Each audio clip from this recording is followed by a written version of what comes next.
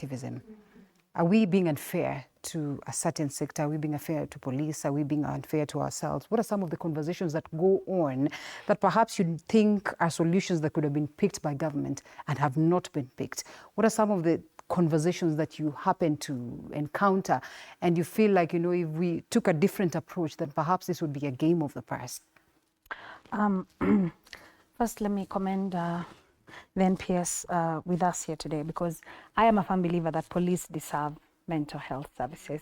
As somebody who firsthand sees the effects of gender-based violence, those are my colleagues in arms, and I truly, truly believe they need as much support, because some of the things we see are horrific at best. The thing is, I need us to start having honest conversations with ourselves. I feel like we don't give GBV the honesty it deserves. Some of us, we are perpetrators, and we are perpetrators because we cover up. We need to talk to communities, we need to talk to people, and some of them are your brothers, your sisters, some of them are your communities. You cover for perpetrators. Anytime I come to court with cases, I see busloads of people coming there to support their children. Some of them are defilers, and you are there in court and saying, "Mtoto wenyu amekelewa." Never. Some of you give your children money to run away when they've killed someone, and you're okay with it. Some of you know the perpetrators in your family that defile children. So when we are having these conversations, we also need to be honest with ourselves. Because if we are honest with ourselves, then some of these conversations wouldn't be hard, right? You are the people who go to police stations sometimes and even give the bribes so that your people can be released. So making the work of the police harder, making our work harder, right? So we as a community, we are the community, we are the Kenyans. We start with us. Before we start blaming institutions, we also need to start with us. The other people, and I'm going to talk to people like you in the Senate, because unfortunately, meleta activists.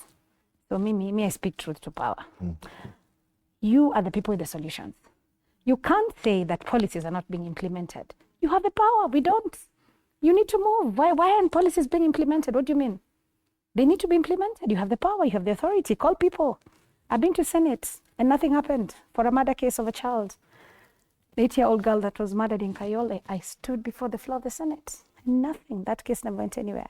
So as far as I'm concerned, you have the power, you have the money, you have the resources, you have everything to move these cases a notch higher. So we are calling for accountability in places of power, because women are dying. You cannot say femicide when it's not being resourced. We can't end femicide when, if the president, for example, called femicide a national disaster, which it is. Before we had the 97 cases, we had the 40 women inquiry. We saw the reluctance of the government. We were all there.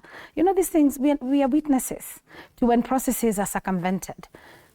Nobody from the government came to help the community remove the dead women. Where is the oversight in that? What do you mean?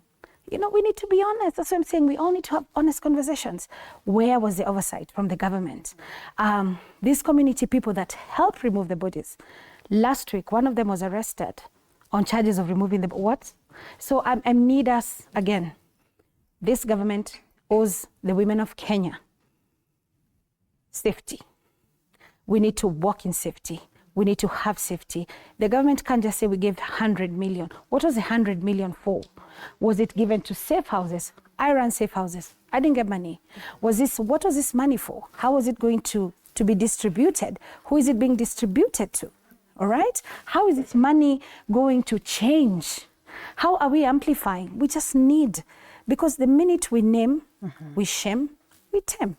So if we say femicide is a national crisis, one thing it will happen is that it will be resourced properly. If it is resourced properly, people who do research will be able to do research. People who implement policies and laws will be able to implement policies and laws.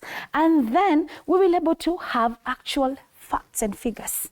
It's not just Seth Nyakio. Seth Nyakio's mom is one of my clients. We are offering her mental health. She's a mheshimiwa and she has the power, and she couldn't use it to save her daughter. But how many people who don't have that kind of power, of all the 255 women on our last count that have died in Kenya, including Tima Shabani in Lunga Lunga, who died yesterday, right? How do we get justice for these women? You have invoked emotions in here. Kila Yeah. mtu anasema